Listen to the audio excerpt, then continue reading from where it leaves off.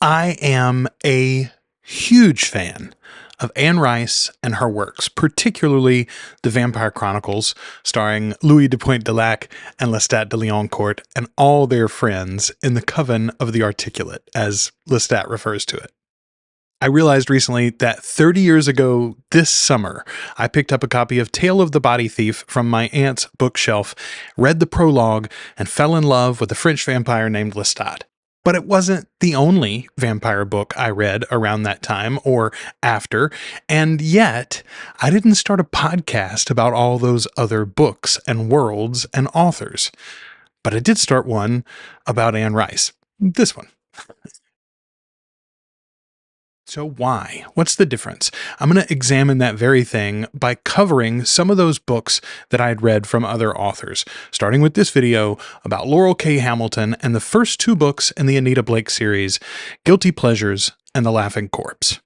Guilty Pleasures was released in 1993 and is the first in the series about Anita Blake. Anita is an animator, meaning she raises zombies from the dead. She does this for a living using her natural proficiency in this art and some magic training that she's received along the years.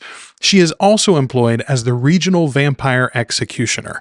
Anita's world is one where the vampires are out of the coffin, so to speak. Legally, they are citizens with rights, and when they cross the line, there are legal ramifications, meaning staking and burning, requiring a legal executioner. In Anita's world, that's true for basically any supernatural character, the witches, the zombies, the shapeshifters, and yes, all of those and much, much more exist in Anita's world. Anita's adventures start pretty simply. This first story, Guilty Pleasures, is about some vampire murders that are happening. Anita is employed by the master vampire of the city, St. Louis being that city, to determine who's doing those killings and to stop them. Her adventures might start pretty simply, but very quickly she becomes entangled with a powerful French vampire. He's not blonde like Lestat. Jean-Claude is the vampire in question here, and he ends up exposing Anita to the full and varied world of the monsters. I like this first book. It introduces a couple of things that in my mind didn't come until later in the series, and that was surprising in a good way. I'll get to the things that I don't like in a moment. The second book in the series, The Laughing Corpse, is an even more straightforward mystery. This was released in 1994. It follows Anita as she deals more with her zombie-raising world than the vampires of St. Louis and beyond. She's confronted here by someone using a zombie as a murder weapon, and she races against time and those killer zombies to discover who is behind it and stop them permanently. I think perhaps you're sensing a pattern in the way that Anita deals with her problems and resolves her mysteries. Anita is a direct translation of her author, Laurell K. Hamilton, into this fictional world. She's short and spunky, beautiful and bold, and at least at first, determined to stay on the light side of things, looking very askance at the different creatures and people that she meets. When Hamilton was writing these first two books, the first four Vampire Chronicle books from Anne Rice were already out. That's Interview with the Vampire Lestat, Queen of the Damned, and even Tale of the Body Thief. Now, if Laurell was influenced by one of them, she would have been influenced by all of them. And I think there are moments, at least in these first two novels, where you can see some of those influences.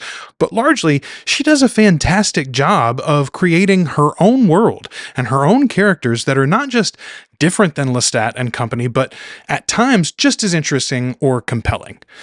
Now, the biggest difference is that these stories all center Anita, who, at least to begin with, is a pretty normal human being.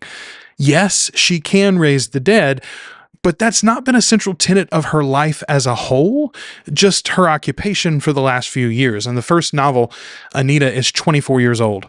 Anne Rice's novels start with a 200-plus-year-old Louis de Pointe-de-Lac at the center, and then they get grander with a certain blonde Frenchman from the 17th century and his adventures with the origin of his species.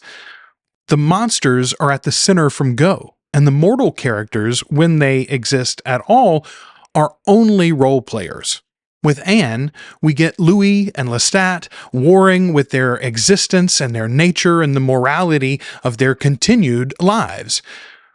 With Laurel and Anita, we get a slow acceptance of the powers that Anita was born with and the world in which she resides.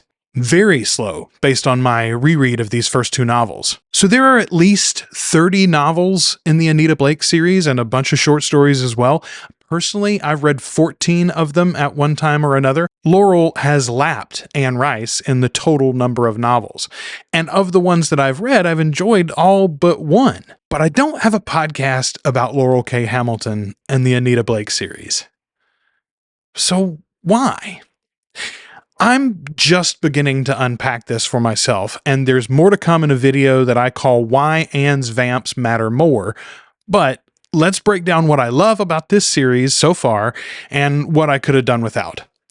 What I loved: the semi-contained mystery with a side of world building. My favorite novel of all time is The Vampire Lestat, but my second favorite novel of the Vampire Chronicles is Tale of the Body Thief. Not because I love the antagonist that much, but because I love the fact that it is a rollicking adventure.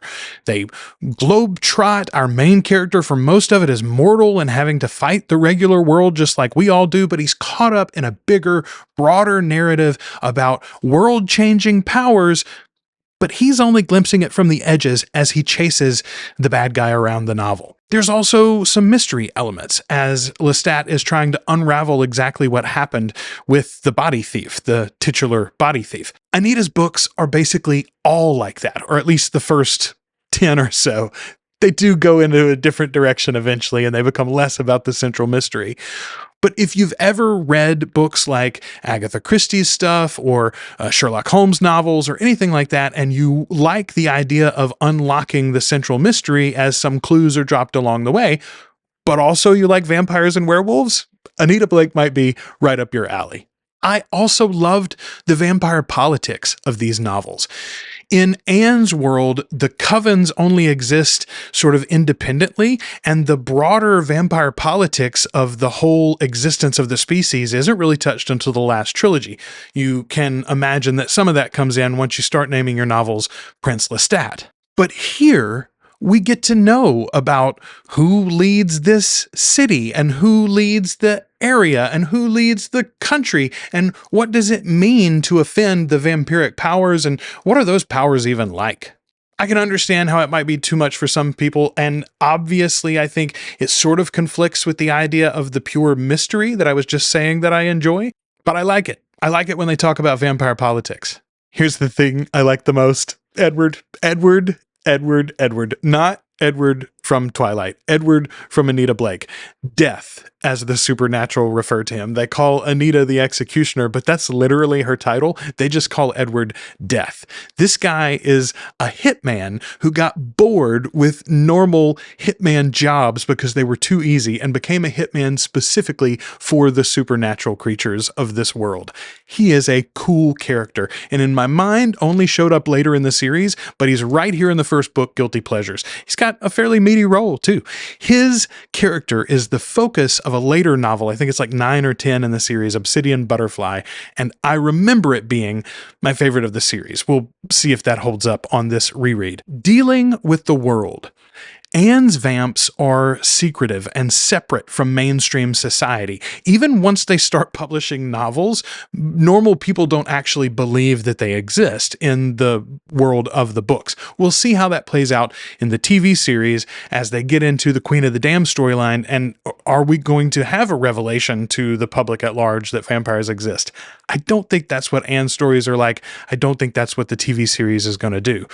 But Anita's world, vampires are literally legal citizens. They've been ordained by America anyway, the United States, to be regular citizens and therefore be culpable to our civil government. I think that's fascinating, and it's fun to watch it play out in different interesting ways. It's one of the reasons why the TV series and novels, the Sookie Stackhouse mysteries and True Blood, were so interesting in their own way, because vampires being part of the regular world is an interesting idea. And in Anne's world, we never really got it. So here's what I didn't care for. The fat shaming, the homophobia, and the bias against the paranormal, even though your main character is a paranormal power in her own right.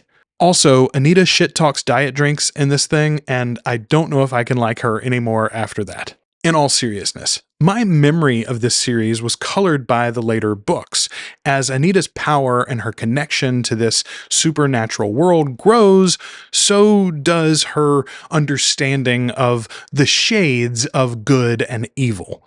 I'd forgotten how anti-vampire, anti-shapeshifter, anti-anything, basically, that Anita is when she starts here. She's quite religious and references it quite a lot in these first two books.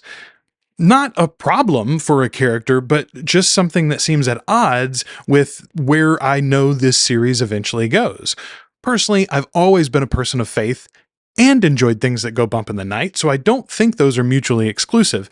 But Anita and Laurel make them out to be that way in these first two novels. I do find it interesting that Anne was writing 20 years before Laurel K. Hamilton started this series, and yet you don't find this sort of homophobia and fat shaming in any of Anne's novels like you do in Anita's first couple here.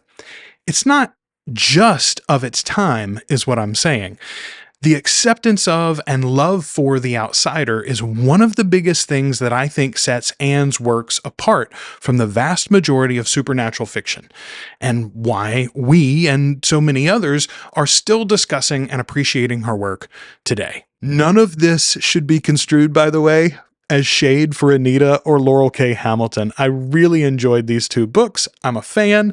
I'm rereading them currently, and I will be rereading some more of the series. At least I'm going to try to make it up to Obsidian Butterfly and see if it holds up for me. I'm also going to be revisiting and discussing some other vampire fiction that affected me as a teen and a young adult, but hasn't held my attention and affection in quite the same way as Anne's words have. So up next, I'm going to be talking about Brian Lumley and the Necroscope series, as we discuss the first trilogy of novels about Harry Keogh and the Vampiri. We're going to talk also eventually about Christopher Pike's The Last Vampire series, Sookie Stackhouse mysteries, and even Stephen King's Salem's Lot, all in the future. So subscribe to the channel for more and stay tuned.